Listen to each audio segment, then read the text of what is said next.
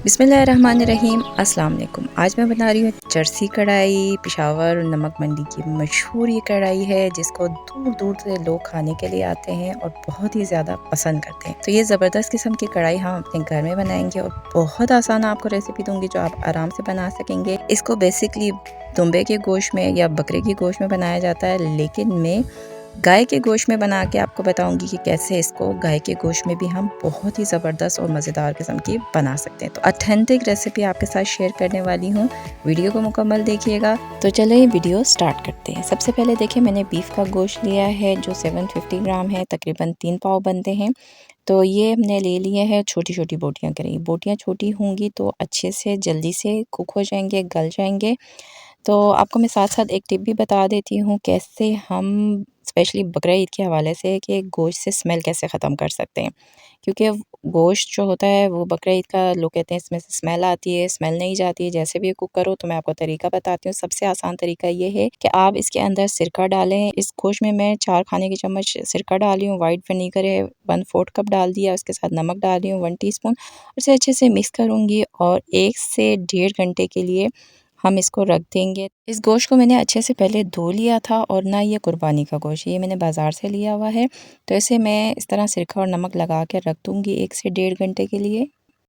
तकरीबन 1 घंटे से मैंने गोश्त को इस तरह सिरका और नमक लगा के रखा है। गोश्त का कलर देखें लाइट हो चुका है और ये सिरका देखें इसका कलर कैसे चेंज हो गया है, जबकि ये कुर्बानी का गोश्त भी नहीं है। कुर्बानी का गोश्त क्या होता है कि उसको जानवर को उसी वक्त ज़ब्ह करके उसी वक्त काट दिया जाता है, तो उसमें से खून इतना नहीं निकलता। अगर आप लगा के रखेंगे तो इससे ज़्यादा डार्क होगा सिरके का कलर। तो इसको हम पहले वॉश कर लेते हैं अच्छे तरीके से। ये देखिए मैंने इसे अच्छे से वॉश कर लिया, साफ़ सुथरा हो गया। अब ये कुक होने के लिए तैयार है। अगर कुर्बानी का गोश्त का भी आप इसी तरह करेंगे तो उसमें से बिल्कुल भी स्मेल नहीं आएगी। तो चलें कढ़ाई बनाना स्टार्ट करते हैं। अब हम हाई फ्लेम पे मैंने कढ़ाई चढ़ा दिया है। कढ़ाई हमें मोटी चाहिए है, अगर आप पतली लेंगे तो गोश्त जल भी सकता है क्योंकि हम ज़्यादा देर से कुक करेंगे। तो मैंने नॉन स्टिक कढ़ाई ली है। बाज़ार वाले जो है वो लोहे की कढ़ाई में बनाते हैं। तो इसमें मैं डाल देती हूँ बीफ मैंने 750 ग्राम लिया है जो 1 kg से थोड़ा सा कम है। उसके साथ मैं इसमें डालूंगी पानी मैंने 4 कप लिए हैं। तो पानी अगर आपको कम लगता है बाद में तो आप पानी गर्म करके और मज़ीद डाल सकते हैं। इसके साथ मैं ऑयल डालूंगी। ऑयल मैंने हाफ कप लिया है और साथ ही मैं नमक डालूंगी 1 टीस्पून। तो ये सब कुछ हमने डाल दिया, इसे मिक्स करेंगे और बॉईल होने के लिए तेज़ आंच पर छोड़ देंगे। आप चाहें तो घी का इस्तेमाल भी कर सकते हैं। असली तरीका ये है कि इसको दुम्बे के गोश्त में बनाया जाता है और दुम्बे के लाट के चर्बी में ही इसको कुक किया जाता है। ये देखें बॉईल आ गया है पानी में। अब मैं क्या करूँगी, इसको ढकूंगी और मीडियम टू लो आंच पर इसको 50 मिनट से 1 आवर्स तक कुक करूँगी कि गोश्त अच्छे से पक जाए।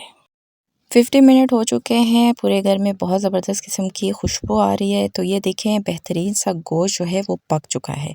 हमने इसे पकाना है, अभी गलाना नहीं, एक गलने के बिल्कुल करीब है। इससे ज़्यादा मैं नहीं पकाऊंगी क्योंकि इसको हम अभी भूनेंगे तो उस तक ये क्या होगा कि ये गल भी जाएगा। तो बेहतरीन सा कुक हो गया है। ये देखें मैं आपको दिखा देती हूँ। ये देखें बेहतरीन सा ये कुक हुआ है। अगर आपका इतनी देर में नहीं पकता तो आप इसे मज़ीद कुक करेंगे और अगर इसमें पानी खुश्क हो जाता है तो आप पानी गर्म करके डालेंगे ताकि अच्छे से आपने कुक करना है। तो ये हो गया है। अब मैं क्या करती हूँ, आँच जो है मीडियम पे मैंने कर दिया है और इसको इतनी देर पकाऊंगी मिलाते हुए कि इसमें जो यखनी है वो बिल्कुल ड्राई हो जाए। तो ये देखें मैं इसको 5 मिनट तक इसी तरह पकाती रही हूँ। तो अब देखें पानी इसमें ख़त्म हो चुका है, जो यखनी थी वो खुश्क हो चुका है। तो अब मैं क्या करूँगी, इसको 5 से 6 मिनट तक इसी तरह मीडियम आंच पे भूनूंगी कि गोश्त अच्छे से भुन जाए और गोश्त में हल्का सा ब्राउन कलर आ जाए। तो गोश्त को अगर हम डायरेक्ट भूनते हैं ना तो वो सख्त हो जाता है, लेकिन हम इस तरह पकाएंगे तो वो कभी भी सख्त नहीं होगा, जूसी ही रहेगा।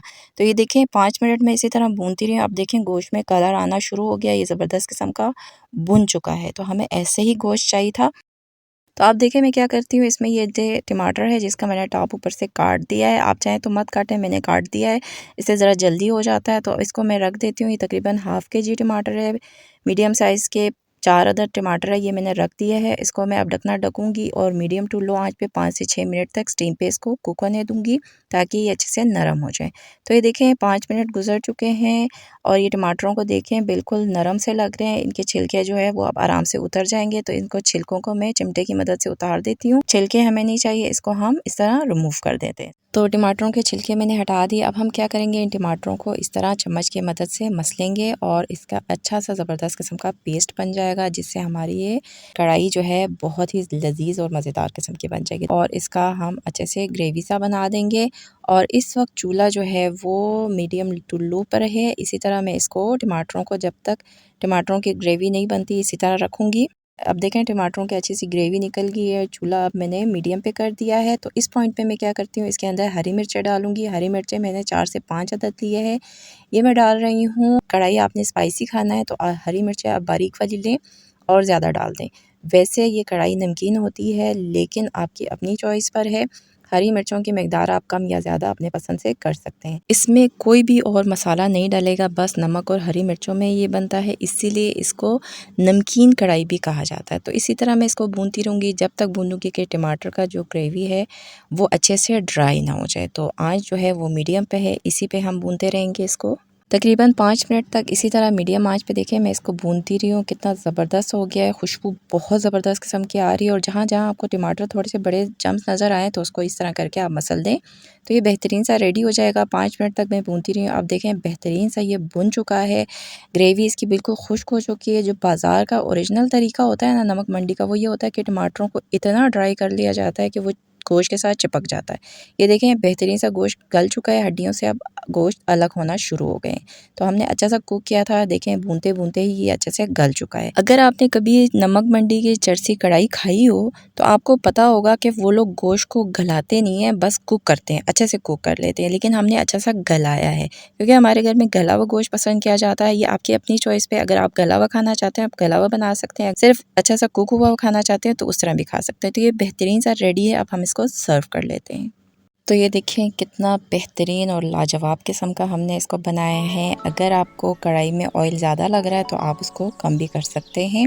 मैंने भी निकाल दिया था थोड़ा सा। और ये देखिए गोश्त के साथ बिल्कुल टमाटर चिपके हुए हैं, बिल्कुल ग्रेवी इसमें नज़र नहीं आ रही है। इसी तरह बनता है। अगर आपको ग्रेवी वाला पसंद है तो आप थोड़ी देर पहले इसको निकाल सकते हैं। तो ये देखिए मैं ट्राई कर रही हूँ, बहुत गर्म है इस वक्त। और गोश्त देखें कितना ज़बरदस्त किस्म का गला हुआ है, बेहतरीन सा। बस हल्का सा इसको मैं खींच रही हूँ और हड्डी से अलग हो रहा है। बहुत ही बेहतरीन बना हुआ है। नमक का टेस्ट बहुत लाजवाब आ रहा है, बहुत ही ज़बरदस्त लग रहा है। हरी मिर्चें जो मैंने डाली थी वो तेज़ थी, इसलिए बहुत ही ज़बरदस्त किस्म के हरी मिर्चों का टेस्ट आ रहा है। ये देखें ये सिर्फ गोश्त है, इसको भी मैं आपको चेक करा देती हूँ। देखें कितना अच्छा भुना हुआ है, कलर इसका चेक करें कितना ज़बरदस्त है। और ये देखिए अंदर से मैं दिखाती हूँ, रेशा रेशा अलग हो रहा है, बहुत ज़बरदस्त कुक हुआ है, बहुत बेहतरीन बुना हुआ है और बहुत ही मज़ेदार है, बहुत ही लजीज है। नमक मंडी की चरसी कढ़ाई मैंने खाई हुई है, उससे ज़्यादा मुझे ये ज़्यादा मज़ेदार लगा। अगर आपको ओरिजिनल तरीके से बनाना है तो आप दुम्बे के गोश्त में, दुम्बे की लाट की चर्बी में बनाएंगे तो उसी तरह का बिल्कुल टेस्ट आएगा। ये मैंने ऑयल में बनाया है और बीफ के गोश्त में बनाया हुआ। अगर आप इसको मटन में या दुम्बे के गोश्त में बनाना चाहें तो सेम ऐसे ही बनेगा और बहुत ही ज़बरदस्त बनता है। बहुत ही सॉफ्ट और जूसी इसके टिक्के होते हैं, बहुत ही ज़बरदस्त बना हुआ है। अगर आप ज़्यादा और कम करना चाहते हैं इसके मिक़दार को तो इसी हिसाब से आप कम या ज़्यादा कर सकते हैं, बहुत ही बेहतरीन बन जाएगा। ईद के लिए बना रहे हो, खुशी के मौके के लिए बना रहे हो, या फिर किसी गेस्ट के लिए या फिर अपने लिए बना रहे हो, आप जब भी बनाएंगे खाएंगे तो इंजॉय करेंगे। ऑथेंटिक रेसिपी मैंने आपको दी है, जब भी आप बनाएंगे, जब भी आप खाएंगे तो आपको बिल्कुल ऐसा लगेगा जैसे आप नमक मंडी की चरसी कढ़ाई को इंजॉय कर रहे हैं। तो ज़रूर बनाएं और अपना फीडबैक मुझे दें कि कैसा आपको लगा। तो उम्मीद करती हूँ कि आपको मेरी आज की ये ज़बरदस्त किस्म की रेसिपी पसंद आई होगी। अगर आपको मेरी रेसिपी पसंद आई है तो इसे ज़्यादा से ज़्यादा लाइक करें, शेयर करें और अगर अभी तक आपने मेरे चैनल को सब्सक्राइब नहीं किया तो सब्सक्राइब करें, बेल आइकन के बटन को दबाएं ताकि मेरे आने वाले तमाम वीडियोस आपको सबसे पहले मिले और मिस भी ना हो। तो मिलते हैं नेक्स्ट किसी और वीडियो के साथ। अल्लाह हाफिज़।